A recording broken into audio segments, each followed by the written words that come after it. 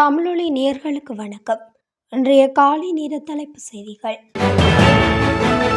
முன்னாள் ஜனாதிபதி ரணில் விக்ரமசிங்கவுக்கு உயர் இரத்த அழுத்தம் சீராகாத நிலையில் நீதிமன்ற அனுமதியுடன் அவரை சிங்கப்பூர் கொண்டு செல்லுமாறு ஐக்கிய தேசிய கட்சியினர் ஆலோசனை வழங்கியுள்ளதாக தகவல்கள் வெளியாகியுள்ளன.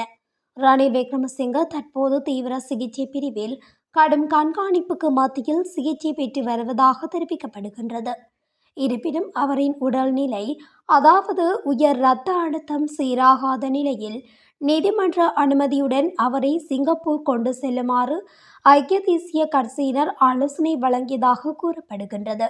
முன்னாள் ஜனாதிபதி ரணில் விக்ரமசிங்க நேற்று குற்றப்புலனாய்வு திணைக்களத்தினால் கைது செய்யப்பட்டு நீதிமன்றத்தில் முன்னிலைப்படுத்தப்பட்டார். இதனைத் தொடர்ந்து அவரை எதிர்வரும் 26ஆம் தேதி வரை விளக்கமறியலில் வைக்குமாறு நீதிமன்றம் உத்தரவிட்ட நிலையில் அவர் வெலிக்கடை சிறைச்சாலைக்கு கொண்டு செல்லப்பட்டார். முன்னாள் ஜனாதிபதி ரணில் விக்ரமசிங்க மற்றொரு பாரிய மோசடியில் ஈடுபட்டுள்ளதாக கடத்தொழில் அமைச்சர் ராமலிங்கம் சந்திரசேகர் குற்றம் சுமத்தியுள்ளார்.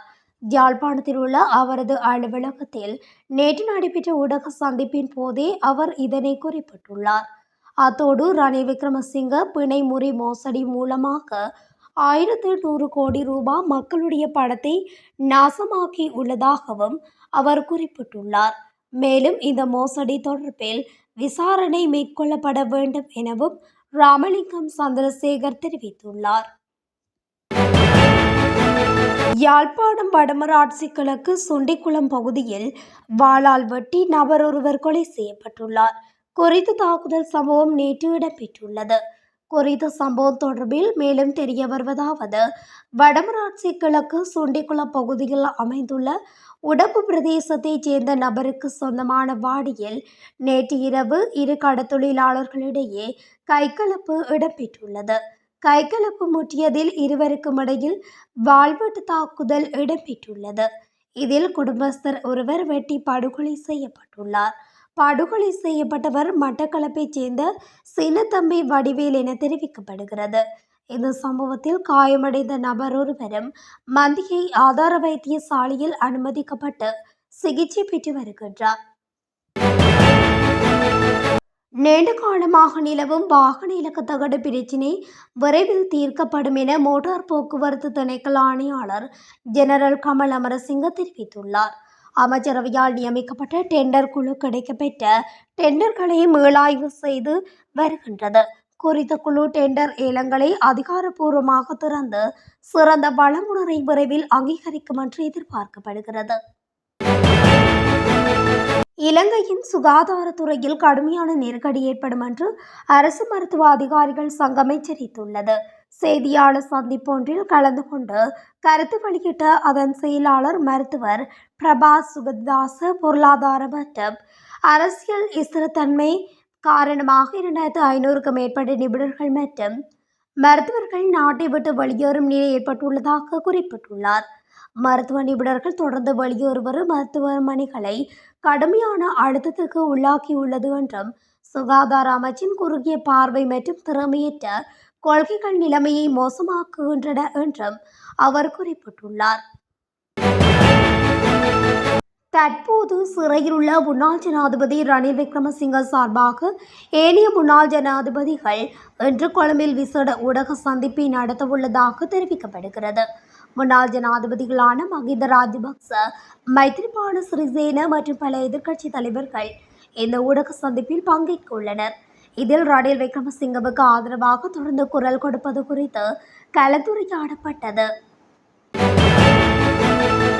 கிளிநொச்சி தர்மபுரம் போலீஸ் பிரிவுக்குட்பட்ட தர்மபுரம் பகுதியில் மனநலம் பாதிக்கப்பட்டவரின் வெட்டுக்கு இலக்காகிய நிலையில் தாயும் சகோதரனும் வைத்தியசாலையில் அனுமதிக்கப்பட்டுள்ளனர். வாழ்வெட்டுக்கு இலக்கான தாயும் சகோதரனும் கிளிநொச்சி மாவட்ட பொது வைத்தியசாலையில் அனுமதிக்கப்பட்ட நிலையில் மேலதிக சிகிச்சைக்காக தாயார் யாழ் போதனா வைத்தியசாலைக்கு மாற்றப்பட்டுள்ளார். சம்பவம் தொடர்பில் மனநலம் பாதிக்கப்பட்டவரை போலீசார் கைது செய்துள்ளதுடன் நீதிமன்ற அனுமதியுடன் வைத்தியசாலையில் அனுமதித்துள்ளனர். கெண்டில்யத்த ராகம பலுவு பகுதியில் நடத்தப்பட்ட சோதனையின் போது போதைப்பொருள் சுமார் 10 கோடி ரூபாய் பணத்துடன் இருவர் கைது செய்யப்பட்டதாக போலீசார் தெரிவிக்கின்றனர். 8.168 கிலோ போதைப்பொருள், 666 கிராம் ஐஸ் போதைப்பொருள் கடத்தல் மூலம் சம்பாதித்ததாக சந்தேகிக்கப்படும் 8,23,000 பணம், 3 மின்சார ஸ்கூட்டர்கள், ஒரு வேன், ஒரு கார், ஒரு முச்சக்கர வண்டி, பல உரிம தகடுகள் மற்றும் 2 மோட்டார் சைக்கிள்களுடன் சந்தேக நபர்கள் கைது செய்யப்பட்டனர். சிறைச்சாலை மருத்துவமனையில் அனுமதிக்கப்பட்டிருந்த முன்னாள் ஜனாதிபதி ரணில் விக்ரமசிங்க கொழும்பு தேசிய மருத்துவமனையில் அனுமதிக்கப்பட்டுள்ள நிலையில் அவரது வீட்டில் இருந்து 3 வேளை உணவு மற்றும் பானங்கள் வழங்க ஏற்பாடு செய்யப்பட்டுள்ளதாக சிறைச்சாலை திணைக்களம் தெரிவித்துள்ளது.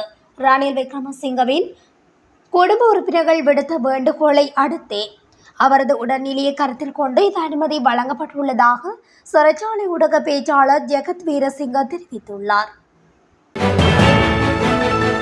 நாட்டின் பல பகுதிகளில் மனித உடலால் உணரப்படும் வெப்பநிலையில் இன்று கவனம் செலுத்த வேண்டும் என்று வளிமண்டலவியல் திணைக்களம் எதிர்வு கூறியுள்ளது. வடக்கு, வடமத்திய மற்றும் கிழக்கு மாகாணங்களிலும் மொனராகலை மற்றும் ஹம்பாந்தோட்டை மாவட்டங்களிலும் இந்த நிலைமையை எதிர்பார்க்கலாம். மேலும் குறித்த பகுதிகளில் வெப்பநிலை 39 முதல் 45 டிகிரி செல்சியஸ் வரை இருக்கும் எனவும் வளிமண்டலவியல் திணைக்களம் சுட்டிக்காட்டியுள்ளது. இதேவேளை கடுமையான நீரிழப்பு இதயத்தையும் மூளையையும் பாதிக்கும். இந்த நிலைமைகளை தவிர்க்க அதிக தண்ணீர் பருக வேண்டும் என்று அறிவுறுத்தப்படுகின்றது.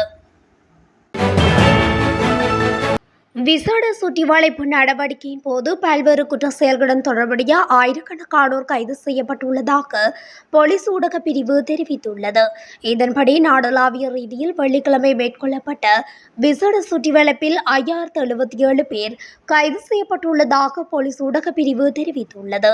போலீஸ் அதிகாரிகள், இராணுவ வீரர்கள், போலீஸ் விசேட அதிரடிப்படையினர் மற்றும் கடற்படையினர் ஆகியோர் இணைந்து இந்த சுற்றிவளைப்பு நடவடிக்கையை மேற்கொண்டுள்ளனர்.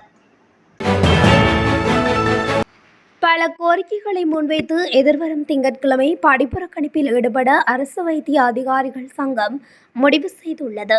வைத்தியர்கள் இடமாற்றம் உள்ளிட்ட பல கோரிக்கைகளை முன்வைத்து திங்கட்கிழமை காலை 8 மணி முதல் நாடு தழுவிய பணிப்புறக்கணிப்பில் ஈடுபட திட்டமிட்டுள்ளதாக நேற்று நடைபெற்ற ஊடக சந்திப்பில் அரசு வைத்திய அதிகாரிகள் சங்கம் தெரிவித்துள்ளது.